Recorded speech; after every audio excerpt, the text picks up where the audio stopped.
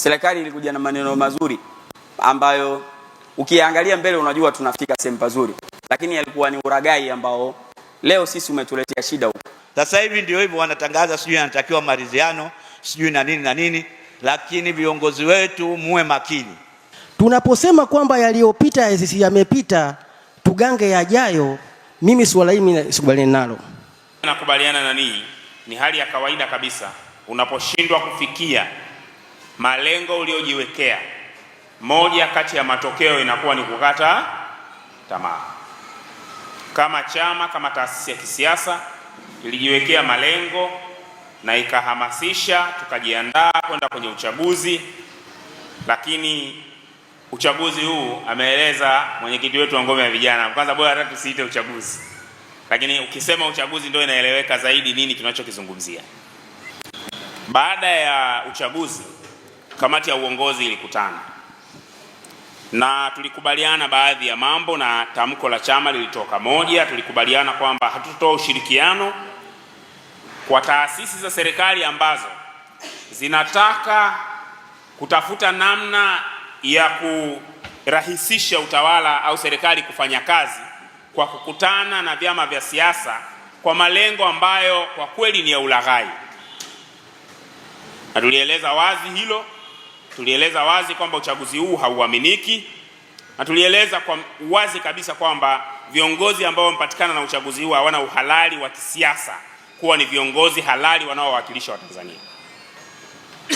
Na tumeanza kufanya kazi hiyo vizuri sana, imeelezwa TCD hapa. Sisi tulialikwa kwenye TCD na kimsingi litakiwa saizi sisi tuende wenyekiti wa TCD. Lakini wenye mwaliko huo tulidinai.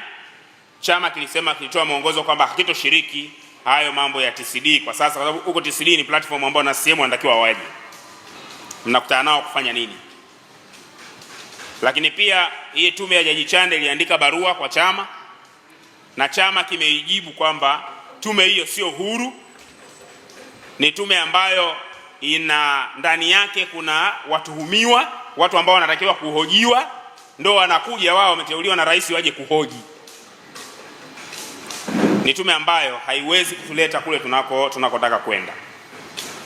Kwa ni jambo ambalo tunalifanyia kazi, lakini haya ambayo mmeyasema yatatusaidia sana kuyabeba na kuja na msimamo rasmi baada ya kamati kuu kukutana, na kamati kuu itapokea pamoja na mambo mengine taarifa ya hali ya uchaguzi na hii reflection na masuala haya. Lakini jambo la pili ninalotaka kulisema, ndugu zangu, Dar es Salaam, nimekuwa nikieleza kwamba Dar es Salaam inao wajibu maalum wa kusimamia mabadiliko katika nchi yetu. Ninyi Temeke mnayo historia hapa Dar es Salaam ya kuwa ni jimbo ambalo upinzani una nguvu na limetoa mchango mkubwa kwenye kuhakikisha harakati za upinzani katika nchi hii zinakuwa na tafsiri ya kuwa ni nguvu ya wananchi inaamua nani awe kiongozi wa wananchi.